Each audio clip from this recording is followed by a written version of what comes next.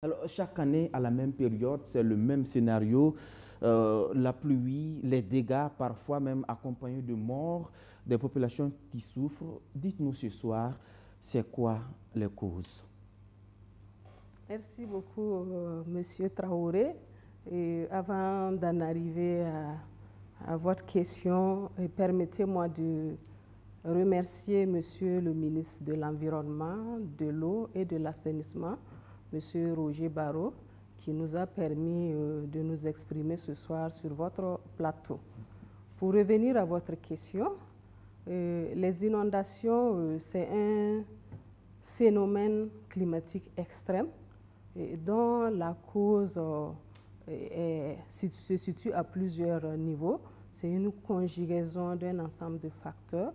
Vous avez la pluie de plus en plus intense, une forte pluie qui tombe en un laps de temps, le débordement des cours d'eau et des retenues d'eau, l'obstruction des caniveaux d'évacuation des eaux de pluie et l'installation de la population dans des zones dites inondables. C'est tout ceci qui concourt à l'aggravation et à la récurrence des inondations dans notre pays. Alors, vous êtes à la direction des études et de l'information sur l'eau. Dites-nous concrètement, avez-vous les moyens de prévenir et d'anticiper les inondations? Okay.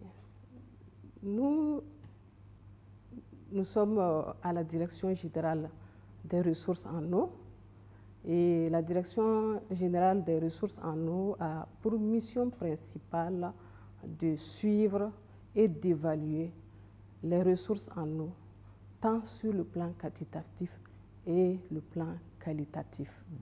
Et une de ces directions de service, qui est la direction des études et de l'information sur l'eau, est chargée de mettre en œuvre le système d'information sur l'eau, qui est un dispositif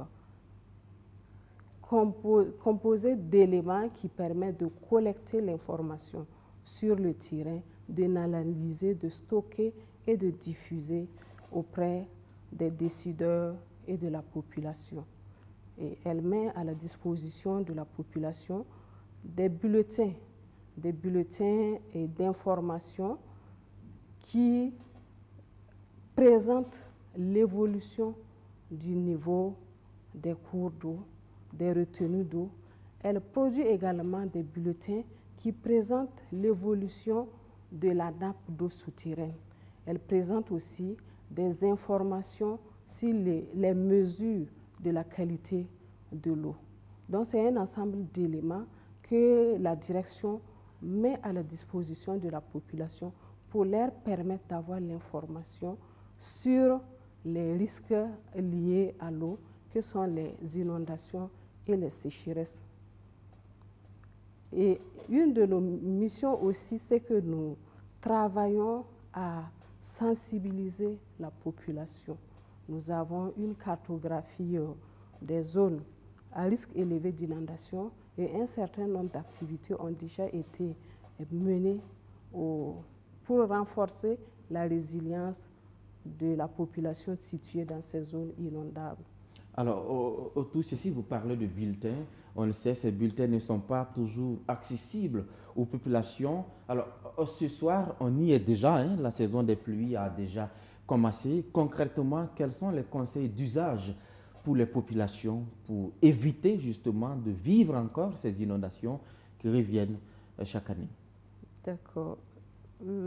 Vous avez certainement suivi les prévisions saisonnières de 2025.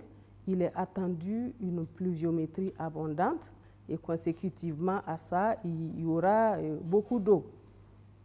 Les écoulements sont excédentaires sur la quasi-totalité de notre pays et comme conséquence, certainement, éventuellement, des inondations. Donc, ce que nous conseillons, c'est de respecter la réglementation en la matière, à savoir la non-occupation des zones inondables.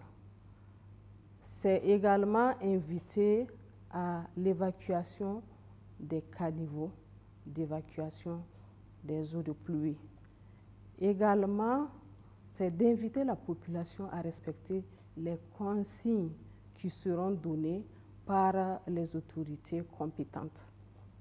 Merci, madame. Alors, vous l'avez dit, le ministère de l'Environnement, de l'eau et de l'assainissement agit, mais jusqu'où?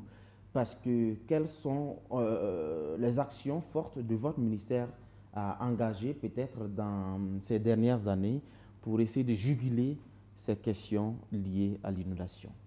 D'accord. Les actions se situent à plusieurs niveaux. Je parlais tantôt des réseaux de suivi.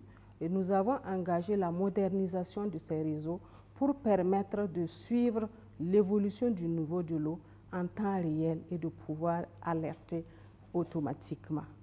Et parallèlement à cela, nous avons mis en place ce que nous appelons le système d'alerte précoce crue et inondation, qui est un ensemble d'éléments, d'outils de pointe qui va permettre non seulement d'éditer les bulletins en un langage accessible et de les mettre à la disposition de la population via les médias et les canaux de diffusion que nous avons, tels que les mailing lists, les réseaux sociaux, etc., etc. Est-ce que ces actions portent leurs fruits sur le terrain?